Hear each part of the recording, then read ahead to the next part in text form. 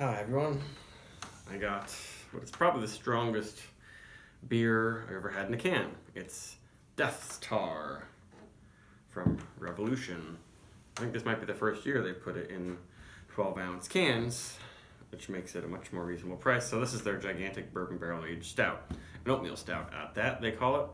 Otherwise, it's just your gigantic, Bourbon County stout sort of thing. 14.8% alcohol. This is the batch from 2019, which was canned about exactly 3 months ago.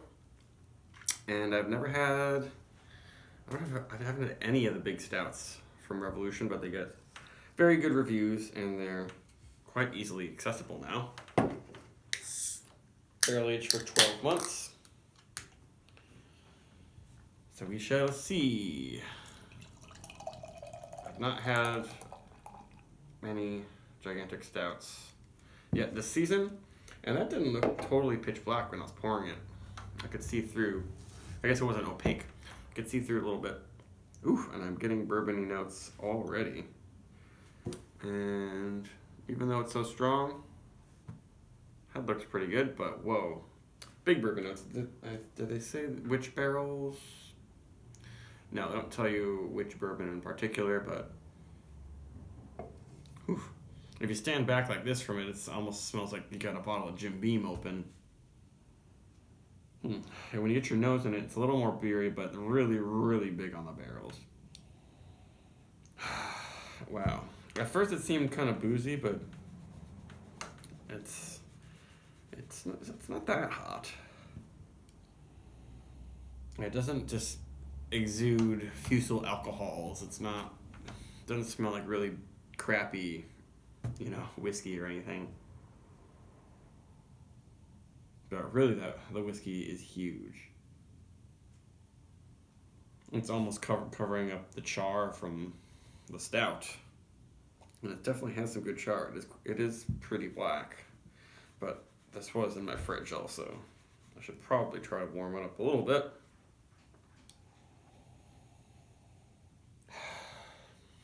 Yeah, this is one of the most bourbon explosive beers I have smelled. Hopefully the flavor of the beer in the body will, come in a little bit because it is almost 15% alcohol.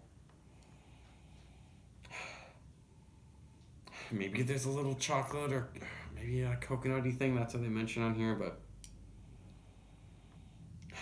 man, does it just smell like char and barrel.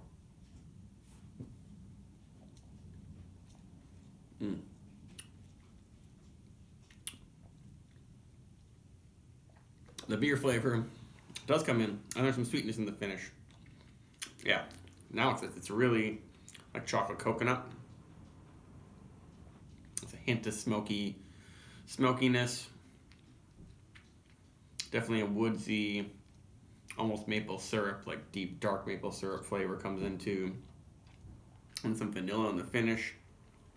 This definitely needs to warm up, I think, but it's not an ultra thick, sticky kind. It's not really a pastry stout. It's not as thick as Bourbon County stout usually is, even though it is at that strength.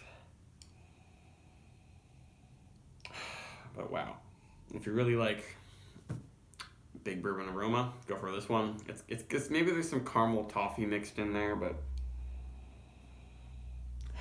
it's amazing how strong it is, because I feel like there are plenty of stouts out there that are only 6% and have a much more roasty aroma.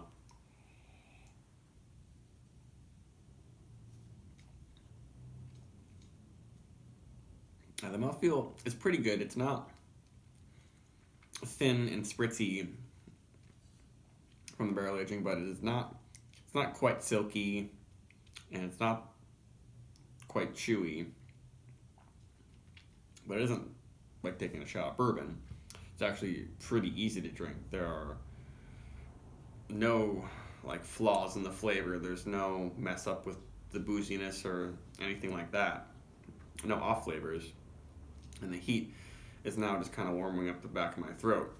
Maybe as this warms, I'll notice a little bit more booziness, but it's kind of deceptive. If you gave this to me in a blind taste testing, I may only say it's 10%.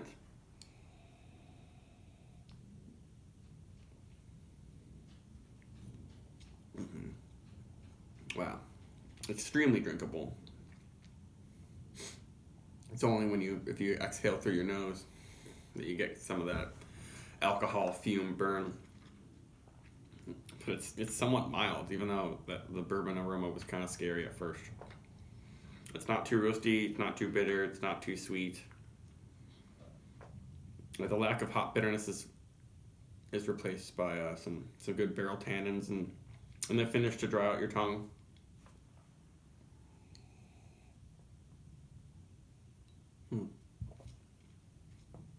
Dangerously drinkable, I'd say. Because the Bourbon County Stout, it's so thick and rich that you couldn't chug that. But with this, you could take some big gulps of this and feel them really fast.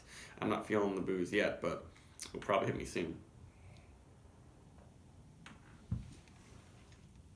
Yeah, I just kind of wish the mouthfeel were silkier. Doesn't have to be a huge, gigantic, thick mouthfeel. I just want it to be, velvety and rolled over your tongue and luxuriate in it. And it doesn't have to be super sweet for that to happen. I've had dry beers where they do that.